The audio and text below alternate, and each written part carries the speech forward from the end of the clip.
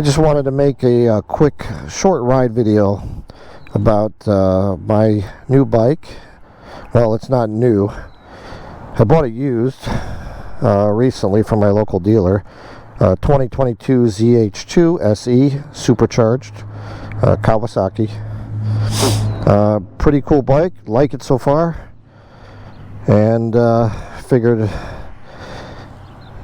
give it a short ride here and make a video while I was doing it and let you guys see what it looks like when, you know, from behind the bars or behind the wheel, whatever you want to call it. And we'll see how it goes. So let's jump on.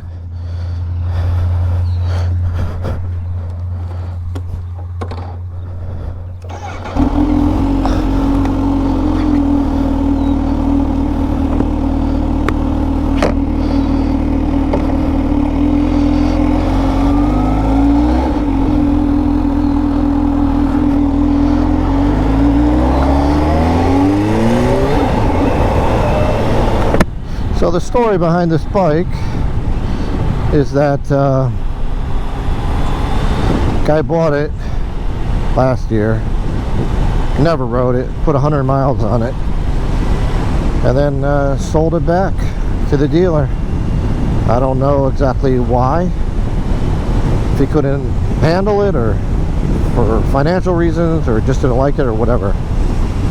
So it's been sitting there at my local dealer, and I decided to buy it, give it a shot. I like fast bikes. I like all bikes, I should say, but especially I like fast bikes. And the idea of a supercharged naked sport bike, thought it would be interesting. I've had lots of fast bikes before. I've had leader bikes, you know, muscle cruisers, all sorts of things in my life. I was thinking about getting another leader bike, and I've had many, but being in my mid-50s, it's pretty hard for me to ride those types of bikes for very long. About 30 minutes, I'm pretty much ready to not look at it again for a couple days. But I still do like fast bikes. I like sport bikes. I like the handling. I like especially like the acceleration.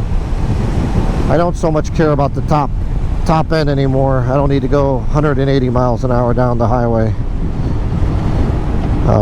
But I do like the rush of acceleration, you know. As you'll see in a second here, this thing accelerates pretty quick.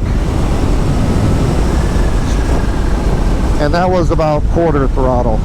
So, you know, it's only got 192 miles on it right now. So basically it's in the break-in still. And I'm not gonna go nuts on the thing. And I believe it's out of warranty now, because Kawasaki, I think, only has a 12-month warranty. So I really don't want to do nothing to the bike, you know, that could make something major happen to it. But yeah, getting back to it, as I was saying, in my 50s, and I've had all sorts of bikes in my life, hundreds probably. Harleys, cruisers, 1000cc sport bikes, and I still enjoy or really like sporty bikes or sport touring bikes. I'm not that big of a fan of cruisers anymore, even though there are some that are really cool. I had a Triumph Rocket 3R for a while, and that thing had insane torque. I mean, the acceleration was just incredible. Up to about 80 miles an hour, that thing was absolutely insane. This bike feels a lot faster than that, though, after you get up into a higher speed. And this thing's all stock. It has stock exhaust. Doesn't have an ECU flash or anything like that. I know the ECU flash apparently will you get 220 horsepower to the wheel, or rear wheel horsepower, and that's That seems crazy. Although, if I keep the bike, I may do it. Like it's not fast enough. It's fast, very fast. And it makes power, it feels like, pretty much everywhere. And I'm not even close to red lighting it. And I'm only giving it a quarter throttle maybe. And the thing just, it flies. It's really fast. And it's addicting. And this bike could get you in trouble if you're not careful. I'm a pretty experienced rider. I'm not dragging knees on a track or anything like that, but I've been riding a long time, and I do think I know my limits on what I can handle and what I can't handle. So I'd never push it, or try not to push it beyond what I can handle and make it more dangerous than it already is, because let's be honest, motorcycle riding is dangerous. Sure, if you've been riding at all, you know the dangers of it. Most of the time it's gotta worry about the other drivers.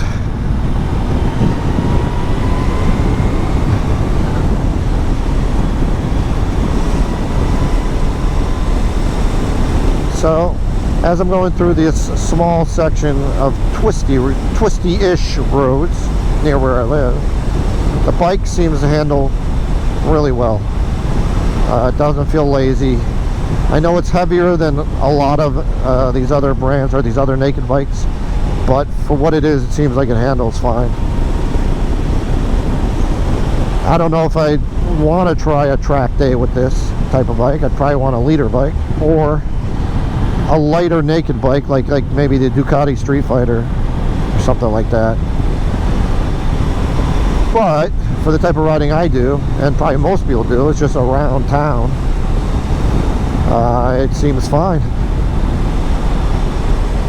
It's a very upright bike and very comfortable. So you could ride this for hours, I think. I wouldn't want to go touring on it, but you know, if you want to take a whole day out on it, it would be fine. You wouldn't get uncomfortable. So it's you know, cruiser-ish comfort with a lot of power and a lot of speed. I'm not sure on the highway. I'm sure there's a lot of wind above you know, 80 miles an hour or something like that, but it does have some body fairings on it, and I got this it has this Kawasaki windshield on it, which I'm sure will help. So in the next video I'll probably take it up on the highway and see how that goes. I mean, I'm sure it's not a gold wing up on the highway, but I've watched a lot of videos on this bike, and yeah, this thing's pretty fast. You see people topping out at, I don't know, 170, 180 miles an hour. I couldn't even imagine what the wind must be like going that fast. I mean, it must just want to rip your head right off. So we'll find out when I take it that way. And as you can see back here, the bike's just stable, smooth, comfortable, and fast. So if you're looking for a bike like this might be something you want to check out. The looks of it, I think in person it looks a lot better than it does in the pictures. It's probably not the prettiest looking naked bike I've seen, or any bike, but in person it looks better. It has a quick shifter, auto whipper up and down. Yes, electronic suspension, I believe, or something like that. I haven't gotten into all the menus yet. Played around with the modes a little bit, but well, we got a road closed here, so we're gonna have to turn around. There's some more twisty area back here. See how the bike handles a tight U-turn. Almost. Had to put the foot down for a second, just in case. That's probably my ability, though. sure it can be done.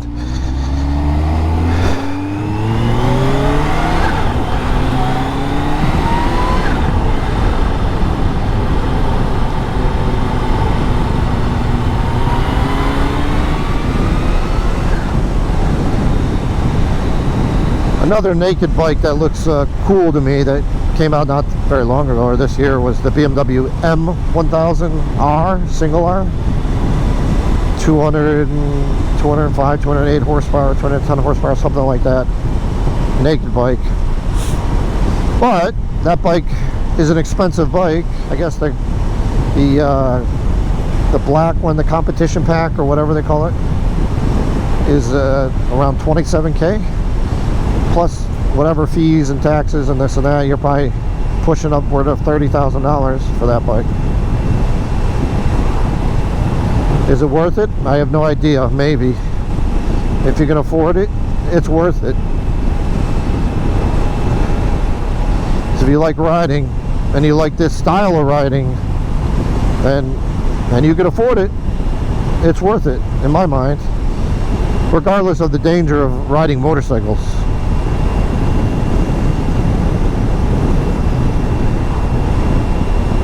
I'm sure most people know when they get on a motorcycle how dangerous they are, and you know, it is what it is.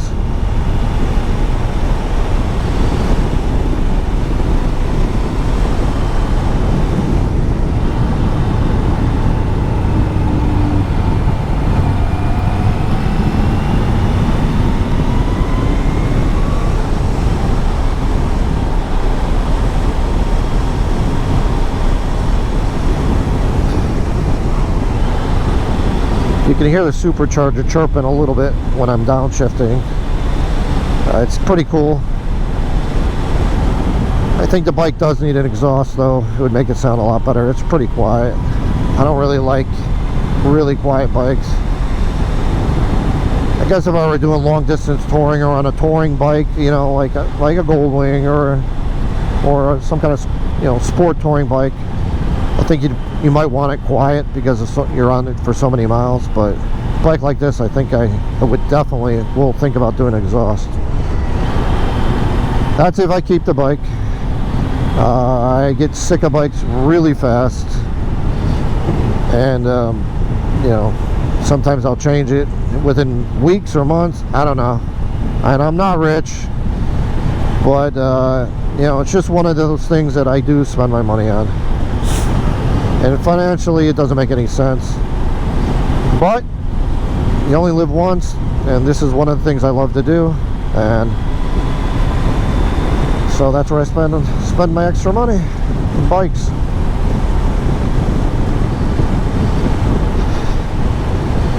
So, you know, because of my habits, I've had all sorts of styles of bikes, different types of bikes, different brands, and I can't foresee myself stopping buying bikes or changing my bikes anytime soon. Now, if I were a wealthy guy and a lot of money, yeah, I'd probably have a large garage filled with toys and bikes and cars and everything else, because I do like sports cars too. But unfortunately, that's not the case. So if I want to get another bike or a third bike or whatever, or change the bike, I have to pretty much trade it in and take the loss so I could get the other bike. But that's fine.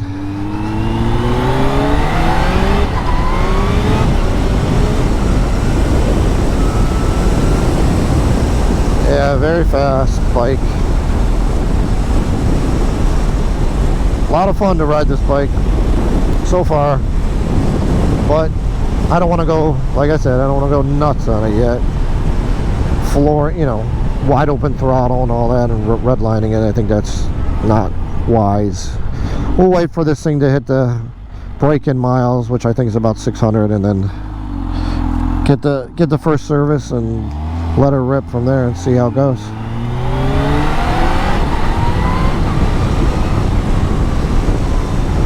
Yeah, but even quarter throttle like that with using a quick shifter, it accelerates pretty quick.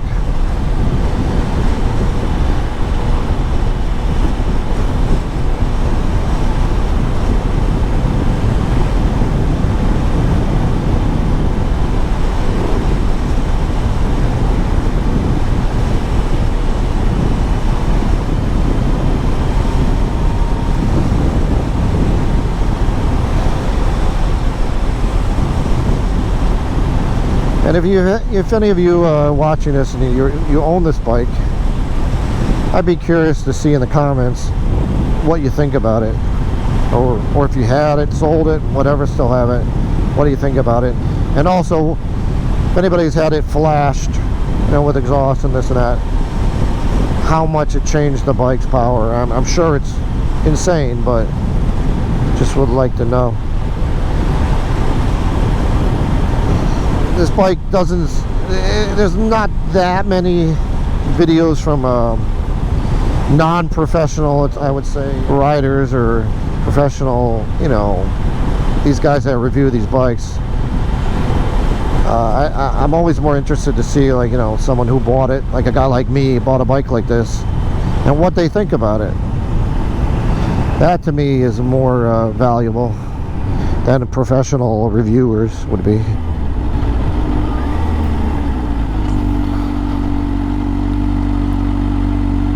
But so far so good. Try and keep it a season. We'll see what happens.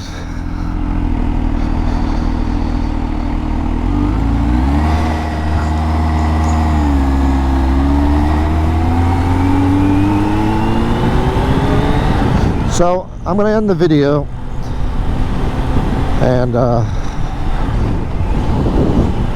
when I can, I'm going to make a I'm going to take it up on the highway here and see what that feels like, and I'll talk about what I think at that point and give my opinions on this bike. But so far I like the bike a lot. Seems like a really cool bike to own. So thanks for stopping by, and I'll see you in the next video.